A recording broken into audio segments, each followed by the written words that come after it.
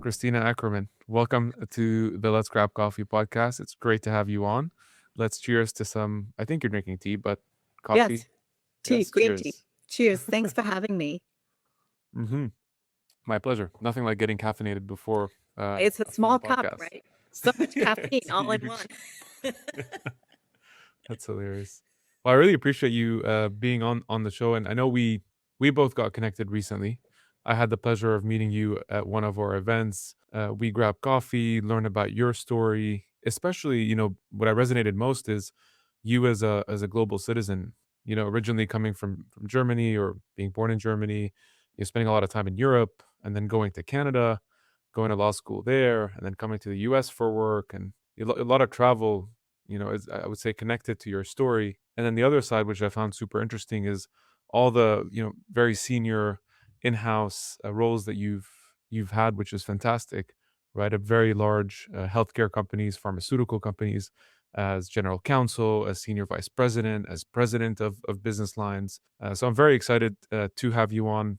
We're excited to learn from you, and maybe we'll dig in with one thing I was really curious about once I was kind of doing some homework on your story is, you've operated at the highest levels, right? These are global businesses, upwards of 10,000 employees in many cases. They're highly regulated, in some cases bureaucratic. I kind of wondered, for you, Christina, what was your framework, or what is your current framework for establishing credibility very quickly when you jump into whether it's a general counsel role, a senior vice president? What's been your framework? So, again, thanks for having me, and I'm happy to share my experiences. So, there's several things that I look at. One is achieving quick wins, building relationships quickly, and always coming prepared. One of the things I did every time I started a new role is I put together a 90-day plan. And I sat with my CEO. We went through it. And that was basically the first time that I was expected to be held accountable for what I wanted to achieve. And the 90-day plan really sets forth the quick wins, right? People want to see accomplishments. People want to build trust, which requires accountability, reliability. So what you say, are you going to follow through? Are you going to achieve it? And if you're not, are you do you hold yourself accountable for, I don't want to call them just failures, but sometimes you can't achieve what you want to achieve or your targets, but you have to, live up to it and stand up to it and say, yes, this I can't do, and maybe we do it differently, and also share your successes with the team. I think it's a red flag if people start, sharing successes just with themselves and telling everybody how great they are. And that to me is something that also is something that, if you see that early on, to me, that's a red flag. The other thing is always come prepared. So I never go to meetings not prepared. And I have a few stories on that one, if you don't mind me sharing some stories. Please. So one of them was when I joined Valiant as general counsel. I went to a board meeting a week into me being there. Valiant at the time was a nightmare. And everybody knows that it was a company that was going down fast. And the CEO called me and asked me to join because he said, this is going to be the turnaround of, your lifetime, which it was fantastic to be part of it. But we had a ton of litigation. We had, the largest stock drop case in the United States history of litigation. And so I went into the board and I had done my homework. I had spent a lot of time reviewing all of the litigation, speaking to outside counsel. But I was told, don't worry about it because you don't have to speak. The general counsel will be there. This is your first week and you just, listen and learn. So I got there. When it came to legal presenting to the board, they asked the general counsel to leave and they wanted me to be there alone. And I was like, oh my God, like I'm not prepared for this, but I Yeah. was. I answered every single question. I knew all of the litigations, the pros and cons, the challenges we faced, and my recommendations. And I built so much trust and relationship in that one meeting because I came prepared. Another story I have is at Novartis, I was sitting in a meeting with the CEO. And a woman came to present her business plan, and the CEO of Novartis read every single deck where he would start a meeting by saying, I read your deck. You don't need to present. Let's go to page 52, footnote 3, or something like that. Like you could tell he read the whole deck. And he went to this one particular item, and the person presenting didn't know because it wasn't her deck. Her team prepared the deck for her, and she wasn't ready to answer the question. And so that was quite embarrassing. And she lost any trust or credibility she had was gone. So coming prepared, I always tell my team, is so important. Don't go to meetings if you don't know what your area of expertise is, or what you are being relied on to talk about. And then the other thing is building relationships, right? I mean, I'm an extrovert, and so it's easy for me to build relationships, but spend time with people, have coffee, have meetings. So when I first start, I always, in addition to my 90-day plan, I spend time, I set up meetings with all the executives, with the board members, with people in my team, and anybody that people say I need to meet. So I spend a lot of time the first 30, 60 days just getting to know people, going for coffee, going for lunch, and having one-on-one. So I think that's really important for establishing a framework. Those are kind of my three Mm. go-tos, and obviously the 90-day plan. I love that. That encompasses, a lot of very, very valuable things. Well, especially the relationship piece, right? Because to your point, you're new, and for you to even execute on your 90-day plan, you need people, and there are some legacy people in these organizations that you'll have to rely on and lean on for their expertise and their know-how and kind of dealing with some of the nuances. What do you think often is missed from executives? You talked about some of the things that it includes, but curious, what have you seen is often missed, not added, not focused on as a priority? I mean, I think the personnel issues that you have to address in the first 90 days are critical. I always put that in there because part of your success is having the right team around you. I have seen others miss that, where they don't they focus so much on learning the business, which is critical, right? And making sure that you align with the CEO's objectives. And I think people miss the most important part, which is your team around you, your personnel around you. I would say that's probably one thing that people miss, but yeah, in my view. Got it. You've had it's interesting because you've had a front row seat, and we we have a front row seat to the cat as well, uh, who, No, I'm who's sorry. joining our podcast.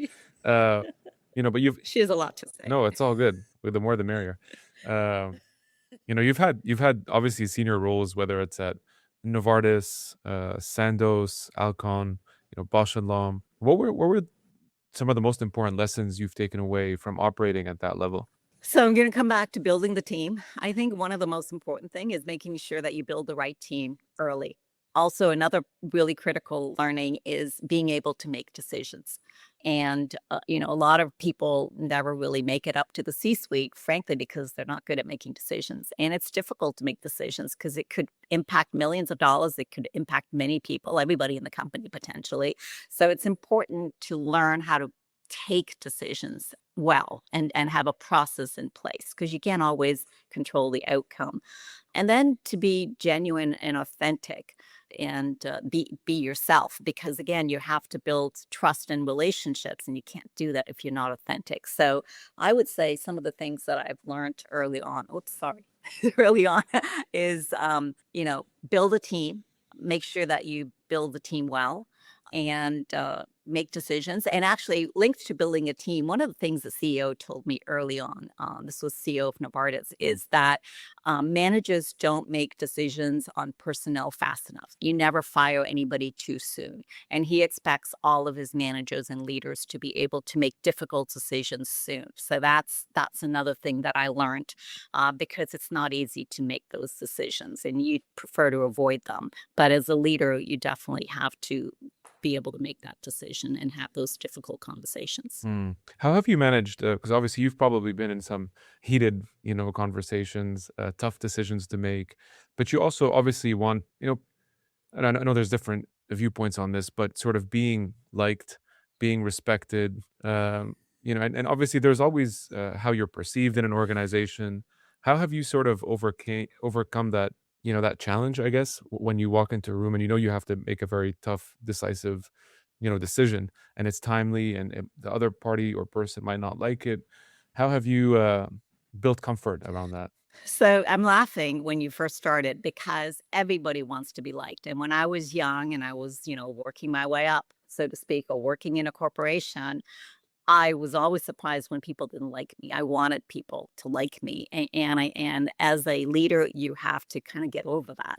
And of course, it's fabulous if everybody likes you, but the key, somebody told me once, is you need to be respected, Mm, and it's easy to say but hard to execute on. And so, again, it comes back to are you being an honest and authentic leader? And so, one of the things I do when I have to have difficult conversations, and by the way, it has happened a lot, especially when I was general counsel, where people ask me to have the difficult decisions to let other executives go, which, HR and I worked together. It wasn't just me, but still, legal was often in the room. And one thing I did is I learned to speak less when you have difficult conversations, or when you make a decision and you have to share the difficult decision with somebody. It's better, less is more. Keep calm, stay quiet, stay very level. Don't get emotional. Often people on the other side will get emotional, and you don't have to answer every question. You don't, because then slippery slope. And so that's what I've learned over time, with respect to having difficult conversations. And then, how do you make the decisions per se? I mean, that's really depending on what type it is. Is it a critical strategic decision? Is it an HR decision, a personnel decision? Those have different processes in place. But I think your question was more, how do you execute the difficult decisions, right? mhm. Yeah. Yeah, because it takes time. I mean, that's kind of where I was leading to it too, because we have folks who listen to the podcast, and they're at different stages of their career. Some are executives, some may be starting out their careers, and it's definitely easier, I think, as you climb up in your career and maybe more seniority. But ultimately, I think we're all going to have to face tough decisions and make tough calls that don't please a lot of people. And one thing that was told to me once by my mentor is, if you want to please everyone, just sell ice cream. Like that's you're in the wrong business. But even then, you know what? The reality is you can never please. I mean, somebody may not like Ice the ice cream. cream that maybe you don't have a flavor they want. It's I mean, not the plant-based. reality is not everybody. Exactly. You can't always please everybody. What you have to do is what's best for the majority, and obviously what's best for the company, and the reputation. I always think people miss one of the most important things is reputation, right? You have to make sure that you manage the reputation of the company and in everything you do. I mean, at least in legal and in compliance, we had to manage the reputation. And, Warren Buffett once said, and I disagree with him on this a little, but tiny bit, it takes 20 years to build a reputation and 5 minutes to ruin it. I actually think it takes 2 seconds to ruin a reputation. And maybe that's what he meant. But and I lived through it at Valiant, which then became Bausch. I mean, I joined Valiant when it was at its lowest and its most challenging, and it had a terrible reputation. We believed that we didn't get approval, so we didn't get some of, when we tried to do a merger once and we needed the FTC to approve it, we were pretty sure it wasn't approved because of our reputation and who we were, not because of the skill set or the expertise in the company. Hmm. What got you interested in healthcare at large? I mean, if you look at the four, if I counted correctly, or there's probably four or five, but the four main ones were Alcon, global leader in eye care, for folks who might not be as familiar. Novartis, one of the largest pharma companies, focus on prescription medicine. Sandoz, which is a leader in generic medicines, sort of the lower cost, more affordable category. And then Bausch& and Lomb, which a lot of folks know as the global eye healthcare company. Maybe you have some contact lenses from. So if you look at your sort of career arc, a lot of healthcare, pharma, global, large orgs. Why did you go into healthcare, especially as an attorney and graduating law school? You kind of picked and stuck to this industry, and I was kind of curious as to why. So first of all, I didn't move much. I stayed at Novartis for 14 years, and Novartis encompassed Sandoz and Alcon because they acquired them and built on them. So it was all part of the Novartis family.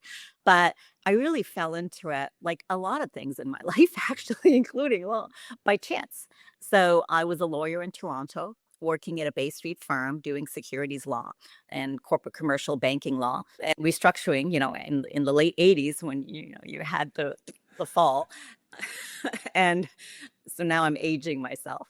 But my husband at the time got an opportunity to work in Delaware to move to Delaware. And because I had moved all my life and I had already been in Canada 10 years, I figured it was time to pick up and move again. And so I was excited to move. And so we moved. And I realized that I couldn't join a law firm without writing the bar exam.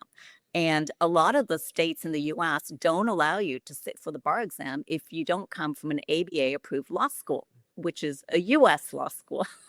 And I came from a Canadian law school, and then I did my postgraduate in England. So never went to law school in the US. And so I wrote the New York bar. And with the New York bar, I could go in-house in Delaware because I had we moved when I had a 5-week-old baby. So I didn't want to live in Delaware and work in New York because that's a long commute. So I had to go in-house. And a colleague, not a colleague, a friend of mine worked at DuPont Merck and said, "Oh, I think they're hiring in the legal function. Do you want to apply?" And I said, "Sure." And that's how I fell into pharmaceuticals. I didn't seek it out. Having said that, absolutely love it. I would never leave pharmaceuticals. I think it's something I can stand behind.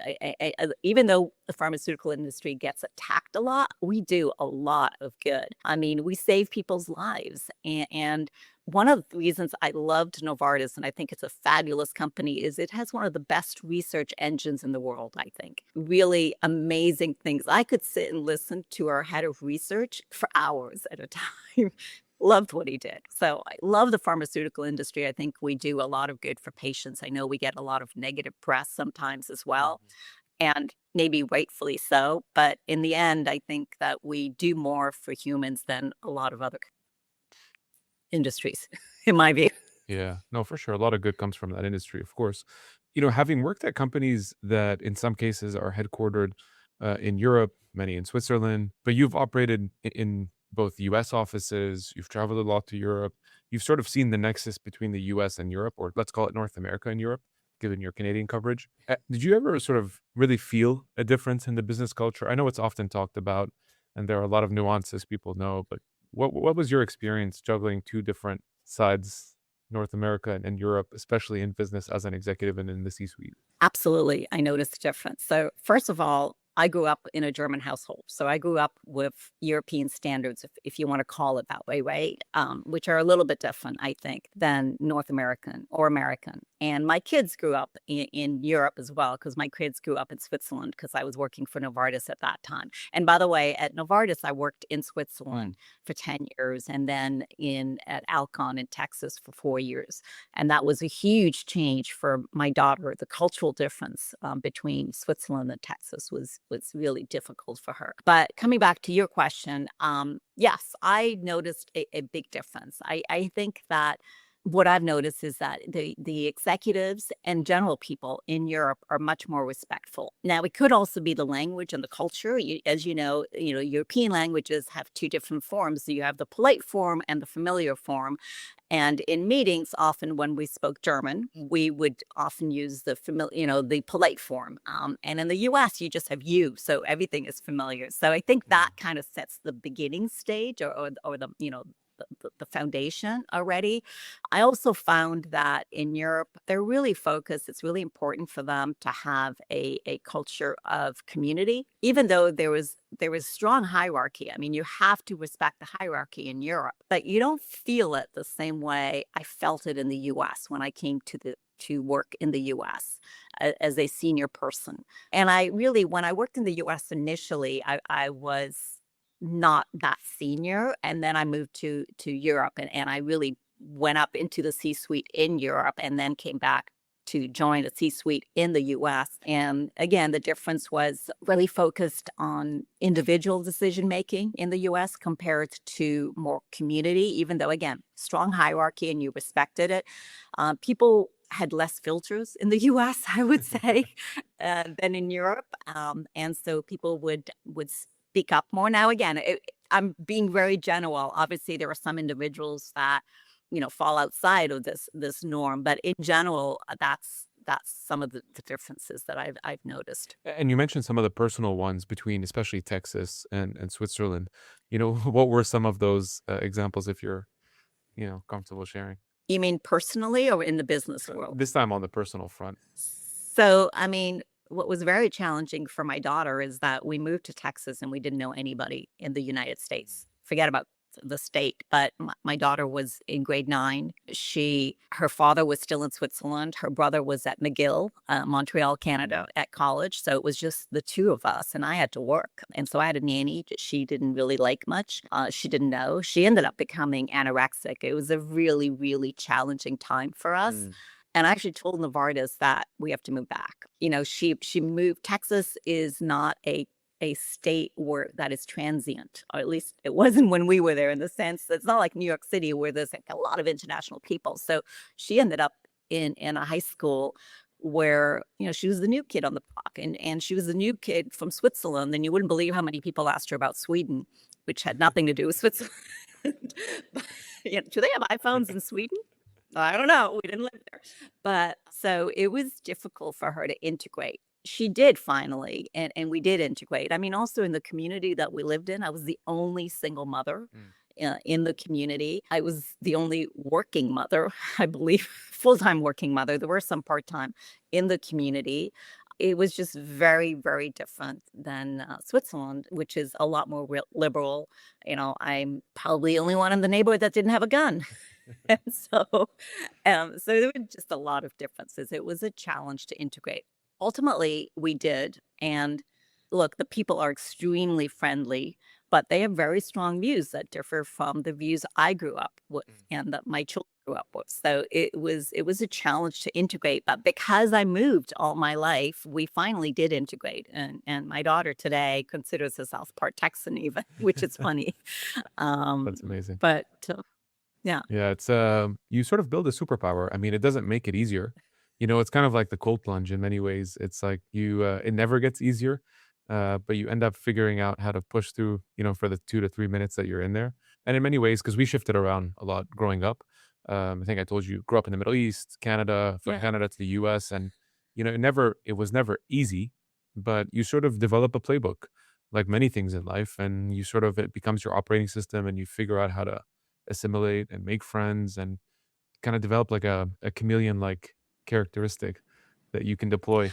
I agree. I mean, one of the things I learned growing up, because my parents moved, I mean, we moved all the time. I don't think we lived anywhere more than 3, 4 years, other than Canada, where we finally lived 10 Mm. years. But I mean, we lived like in southern Italy for, I think, 4 or 3 years, and then in Rome for 3 or 4 years, and then in Tunisia for 2, 3 years, and then in northern Germany and southern Germany. And we just moved all the time.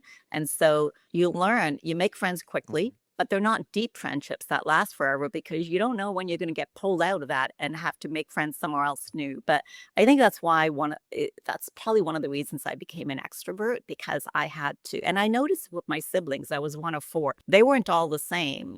Some of them had difficulty because they weren't as extrovert. And so it works well for some people, as you know, George. And for others, it can be a challenge. But I brought that flexibility with me into my business world as well, where I had to quickly come in and build my reputation, build the trust, build relationships. And the other thing I benefited from is when I was in Toronto in a law firm, I don't know how I ended up actually, now that I think about it, with the Rainmaker. I think he put me on a project once and liked me because I was a workaholic and decided to keep me. And so I worked with the Rainmaker for over a year. And he really taught me how to build relationships and establish trust quickly. Mm. Well, speaking of, I know you've been mentioning trust and relationships quite a lot, which I love actually, especially kind of drawing on your experience, and having led. Yes, you were an in-house lawyer at different organizations, especially as general counsel, but you've also led legal, you've led compliance, commercial, ESG operations, and a large multinational business. The one thing I'm always curious of is how do you actually ensure alignment internally, right? When you think about these cross practices or cross functions that oftentimes have competing incentives, there's different stakeholders. You're reporting to senior management, often the CEO, plus you have the board. But how do you make it all work? And what have you found is the sort of recipe for success there? I think the key is to make sure everybody knows that they don't have different accountabilities or incentives, because ultimately a business can't be successful if it's not compliant. The ESG is something that external companies look at all the time. Key investors, BlackRock, Vanguard, they're really, well, they used to until this administration, were very big on ESG, but Europe still is. Europe is very big on ESG. Some of the listing, Iceland, all the European listings, NASDAQ and the New York Stock Exchange and the Toronto Stock Exchange still look at ESG. And so a company can be successful, and obviously you have to hit your targets and you have to have financial success. But I'm going to come back to reputation. If you do something that's non-compliant, bang, your reputation is gone and it impacts your financial success. It impacts your ability to do, especially in pharmaceuticals. Can you still, contract with the government? If you lose a lot of contract with the government, it impacts your business. Do people still want to do business with you? Do people want to invest? And so to me, if you look at the different KPIs or targets, objectives of different functions, yes, they're very focused on themselves, but ultimately everything rolls up to the CEO. And the CEO is accountable for everything that comes across, including as far as I'm concerned, the executive leadership team. And so to me, alignment is critical. And all the executive leaders have to agree on what the corporate culture is and what the corporate KPIs are. And so for me, being in legal and compliance, and then ultimately, and then ultimately leading a business, and I'm going to come back to that in a minute, are not that far away. Though I did have one business person once, when I moved over to the business, ask me, why is the pharmaceutical business being punished and now reporting into legal? And I Yeah. said, they're not reporting into legal. I am not legal. I am the business now. And so people sometimes do see it separately. I never did, because you can't have one without the other. And to me, to create the alignment is to make sure everybody understands that you're interdependent. Was it a difficult, this is maybe more for the lawyers listening, or folks who want to maybe get into the legal profession. One thing I was kind of curious about is going from GC to the business units and being, really front and center on the value creation, the revenue streams. Was that a tough transition for you? It seems like obviously you got some pushback initially, and maybe different folks within the firm have different perspectives on the matter. How did you handle that upfront friction, if you will, to be seen as a business contributor and not just solely and squarely as in-house lawyer? It was a real challenge because everybody saw me as legal. And I'm going to be very honest. I think that some people thought I was moving into the business just because I asked, and I did ask the CEO. I said, I've done legal long enough, and I think a good general counsel is also a business person, because you can't give legal advice unless you understand the business. And I wanted to move into the business, and he allowed me. He trusted me to be able to move into the business, and I think some people weren't that happy about that. And so it was really difficult to get out of the vision people had of me as an attorney. And so one of the things I noticed that was really challenging is when we had our quarterly business reviews. I'm a perfectionist. So I spent a lot of time learning the business, understanding the numbers, understanding our launches, our products, understand. And I don't have a science background, so I just had to spend a lot of time with our development people and our product managers to understand every single product, where it is in the competition, where it is in the reimbursement, where it is, how are we building, how are we growing, what are the challenges internally and externally. And so when I had to go and do my business reviews, I wanted to give the initial business review and then have my team speak on specific therapeutic areas which we were broken into. But I did notice that people didn't listen as carefully at the beginning when I first gave my leadership overview, and then would focus more and ask more questions to my team, which was fine because they were the experts. It changed over time because I didn't give up. I kept coming back, and then I actually asked my team at one point. I said, do you mind if I answer the questions initially? And if I can't, you guys jump in. But I need people to know that I have the answers as well, and I know what they're talking about. So it took a while because people put you in a cubby and they see you, oh, Christina's always been a lawyer. She's a lawyer. She's a general counsel. But I am not the first lawyer, and I'm not the first general counsel to become CEO. The CEO of Pfizer was a lawyer. I think Merck as well. And so the transition is not easy to make, but you have to persevere. I had the support of my CEO, which was really, really helpful, and I'm very grateful to him.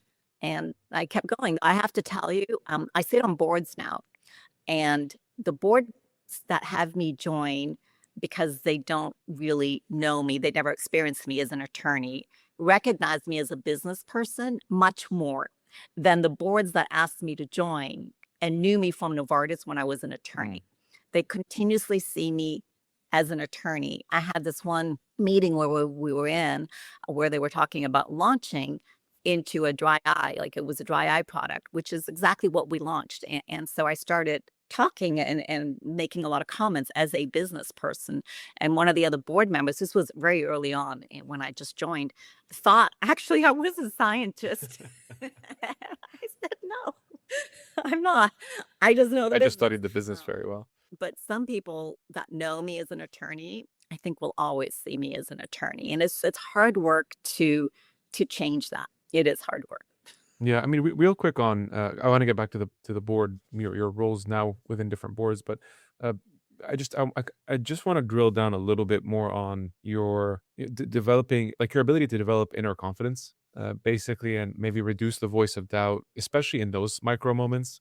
And I know, especially like, look, obviously, the more experience you have, the more seniority, the different situations, it comes with time. But I know that's often a talking point, especially from a lot of the emerging leaders that listen to the show and are in my network, is in those moments, to your point, it took persistence, but I'm sure it also, there were some moments, maybe you were a bit anxious, maybe stress came up, maybe you were nervous about certain things. So I'm curious if those feelings did come out or did come up. How did Absolutely. you Absolutely, best they deal with came up. them? So one of the things is I am extremely stubborn and extremely ambitious, which has been held against me at times. People are like, oh, I've been called a steamroller. I've been called a cockroach once by Mm. somebody because I was ambitious or I am ambitious. Now, I've never stepped on anybody, at least not that I intentionally thought I did to get anywhere. But I was always very stubborn. So just early on, I was told by a friend of mine, because English is not my mother tongue, that I can't write the law exam because I was debating what to do when I was in university. And my friend decided to go to law school. And I'm like, oh, maybe I should write the law school admission test. And I was told, you can't do it. English is not your mother tongue. And I thought, ha, I'm going to show them.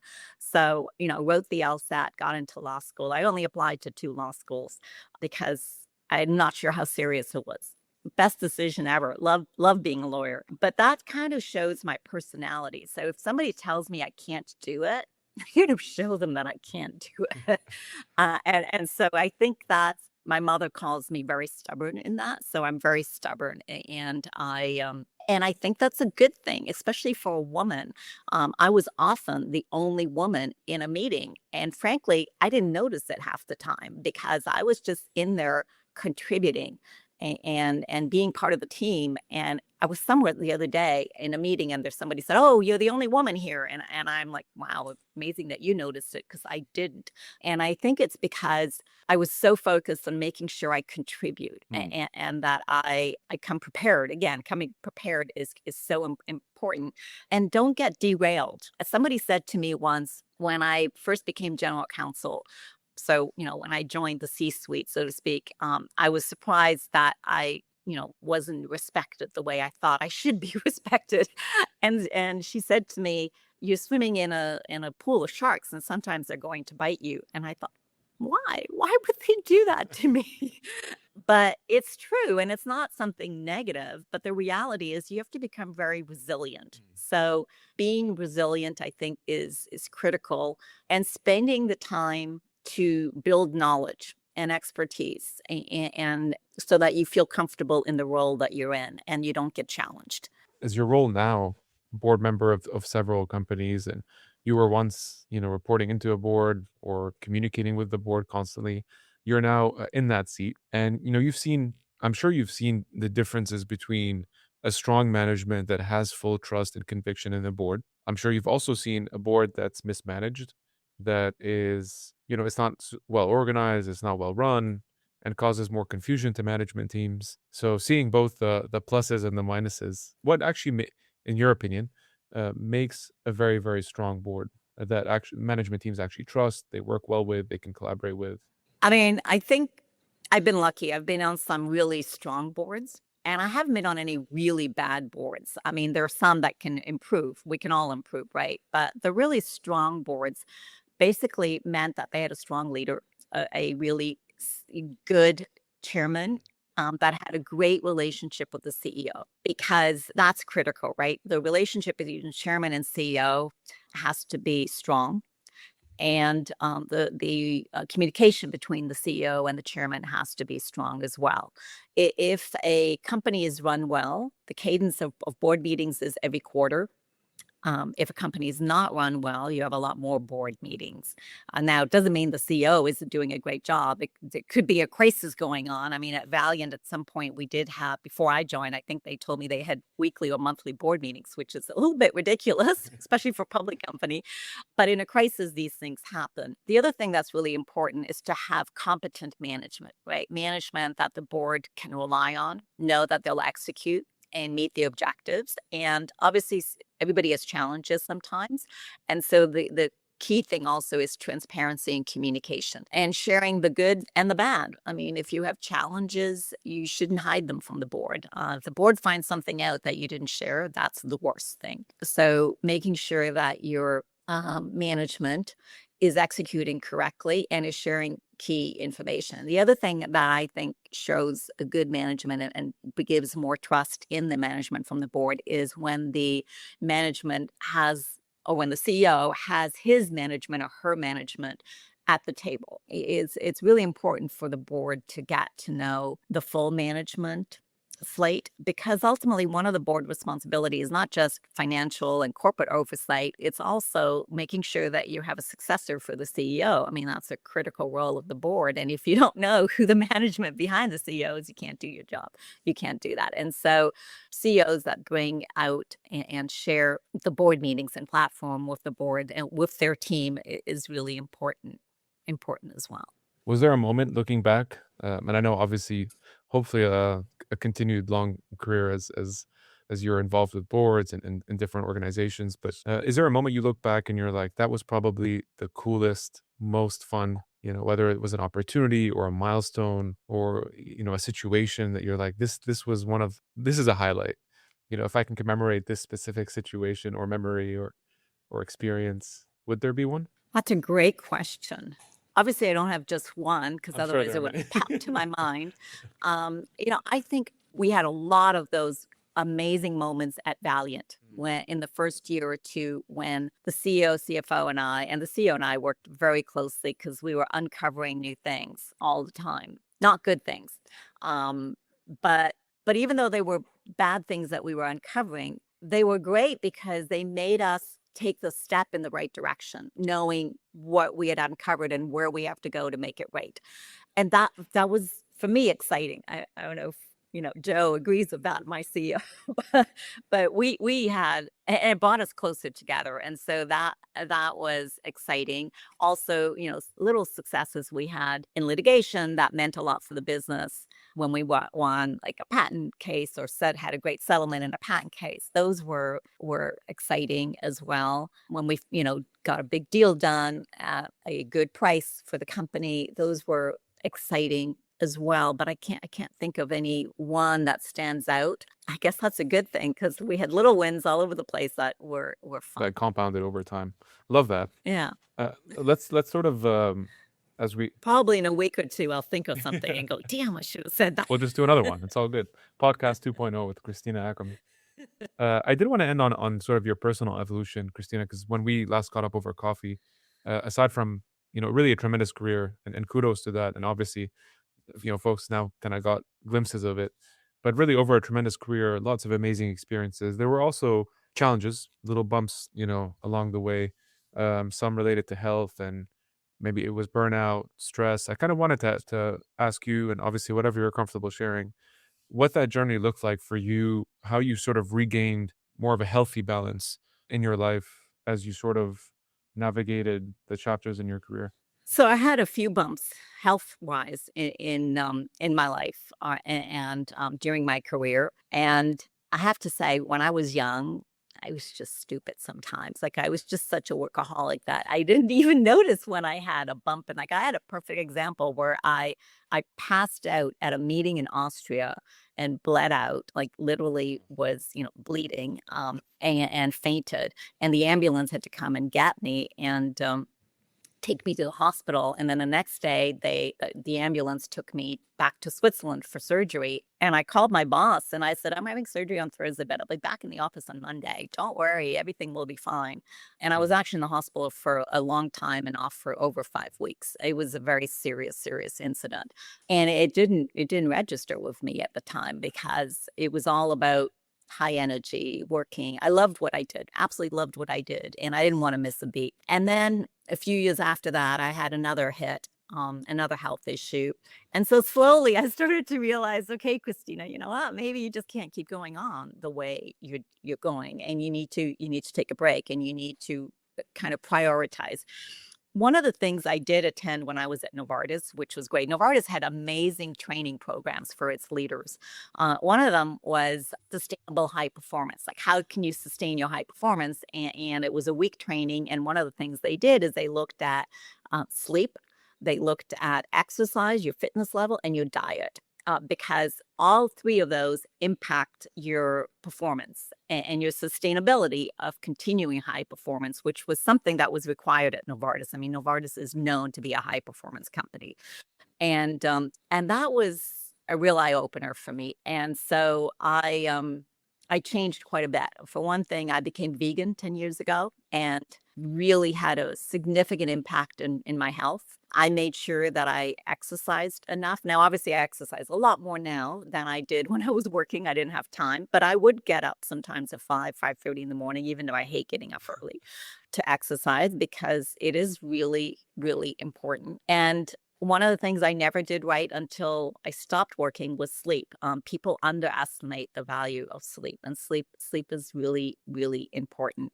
Another thing that helped me kind of get back on track sometimes were my kids. I have two children. I was a single mother for most of their time growing up, and had my career, and I had to make sure that I put my kids first, as much as I could. And obviously, I couldn't all the time, but making sure that my secretary or my assistant was aware of all my personal commitments, parent teachers, performances, events, and things like that, to make sure that we could somehow fit those into my schedule as well, so that I could be a parent, because being a parent is really, really important too. And so those things kind of helped me put my life in balance. I also, as I became more senior, I realized I could say no, which Mm. you can say no when you're junior too, but I didn't. And I also think it's a generational issue. I think that the today's generation says no a lot easier than back at my time. I mean, at my time, and I know, making it sound like I'm really old, but in the 80s when I started working, and early 90s, visibility was everything. Yeah. If you weren't in the office late, I mean, people in law firms would leave their lights on, go home, have dinner, and then come back to turn off their lights to make it look like somebody was in the office. And I'm honest about that. It was terrible. The visibility, you come in early, turn your lights on, put your coat on, go down to the gym, come back, and make sure that all the partners see that you've been there for some time. That is gone now. And I stopped that after some time, especially as I became more senior. There was an event where we were doing a transaction when I was at Valiant, and people were like, "Oh, we have to work through the night, and we have to work 48 hours without sleep." And I said, "No, done that, been there. That is just stupid. That you can't think well. You need your sleep. You need to take a break." And so learning to say no came quite late to me. I think I'm very good at it now, but I think people need to learn to be more confident to say no, which is difficult sometimes earlier on in life. And also, nobody will look after you like yourself. I remember when I got the job to be general counsel of Sandoz. I was living in Basel at the time and going through a really challenging divorce, and so I couldn't move to Munich where Sandoz was, and so I had to fly. It's an hour flight from Basel every week to go there and come back. And I was telling the CEO at the time that, look, this, I can't be there full time.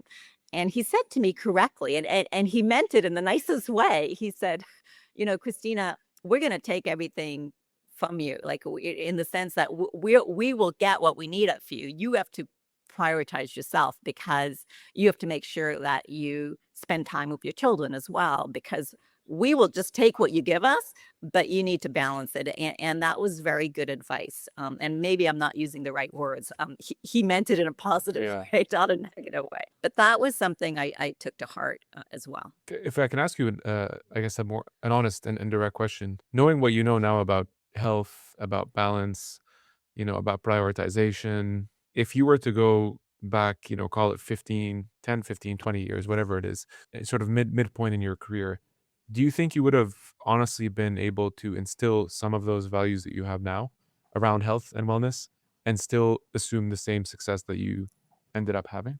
It's a tough decision. It's a tough question, not a tough decision. It's a tough question because I think corporate America has changed, though you still need to. I mean, whenever I like to speak, so I speak at corporate events or women's events and stuff like that, Mhm. and you do have to put in the time. Like if you work 9 to 5, you're not going to end up in the C-suite. I mean, who are we kidding, Mhm. right? Like you do need to. You have to work long hours. I may have had better balance. I may have had a better diet. And focused also on sleeping right. I did not sleep a lot. I mean, 4 or 5 hours is not enough. I don't know how I sustained it for so long. And it does impact your health. And had I worked out more and had I slept better and eaten better, maybe I wouldn't have gotten sick. I don't know that, but I probably would have acted a little bit differently. And so one of the things I do tell people, I love being a mentor. Mm. So I mentor a lot of young people, men and women. And I do tell them, I said, you need to prioritize your children and yourself. And it's hard to do. It's so easy to say. It's so easy to say. But then when your boss comes to you and says, I need this by tomorrow morning, and often, I will say, often there's no reason to have it like that fast. It's just that he or she wants it that fast. And so one of the things I learned to do, and I think young people need to learn to do, is ask if that timeline doesn't work for you, is that timeline firm? Or can we adjust it? Can I have an extra day or so? And often people will say, yeah, yeah, you can have an extra day. And so Mm. I think it's important to learn to push back earlier than I did. And I probably would have changed that. Love that. Well, what a great way to end, especially with that last piece of advice. Christina, I really want to thank you. I want to thank you for sharing your story, both professional and personal. Commend you on an incredible career and one that continues, obviously, as a board member and a lot of the cool opportunities that I'm sure you will stay on top of. And hopefully, we'll have you on again. And this won't be the last. So, Let's grab coffee. well, thank you for having me. This is fun. Really enjoyed you. Had some really tough questions, George. Awesome.